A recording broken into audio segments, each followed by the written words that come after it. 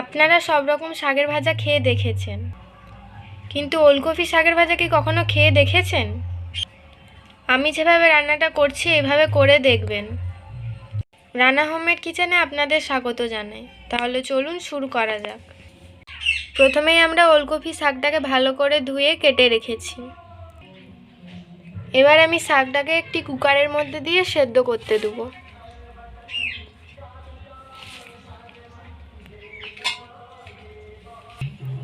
এবার ওর মধ্যে নুন, 1 চামচ হলুদ গুঁড়ো দিয়ে ঢাকা দিয়ে সেদ্ধ করতে দেবো।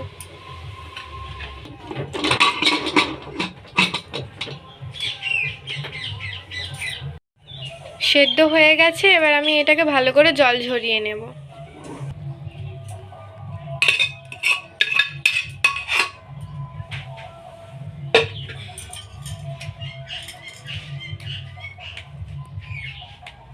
এবার কড়া বসিয়ে আমি সামান্য সরষের তেল দিয়ে দিলাম। ভালো করে তেলটাকে গরম করে নিতে হবে, যাতে কড়াই ফিটে না যায় শাকটা। তেতে গেছে, এবার আমি ওর মধ্যে শাকটা দিয়ে দেব।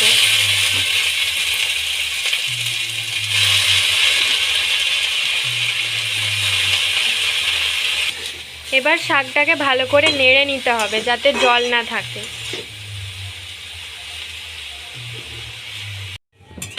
জলটা মরে গেছে, এবার আমি নামিয়ে নেব। এবার কড়াইতে সরষের তেল, একটি শুকনো লঙ্কা, রসুন ছেঁচা,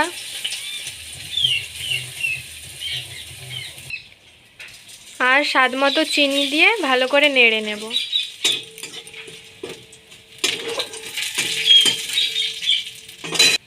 রসুনটা ভাজা হয়ে গেছে, এবার আমি ওর মধ্যে শাকটা দিয়ে দেব।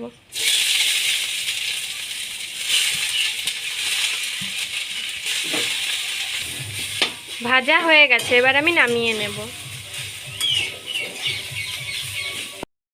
নামানো হয়ে গেছে, আমার ওলকপির শাক ভাজা তৈরি। আমার ভিডিও যদি আপনাদের ভালো লেগে থাকে তাহলে সাবস্ক্রাইব করুন আমাদের চ্যানেলটি, যাতে পরের ভিডিওর জন্য নোটিফিকেশান আপনারা পান। তো ভালো থাকবেন, সুস্থ থাকবেন।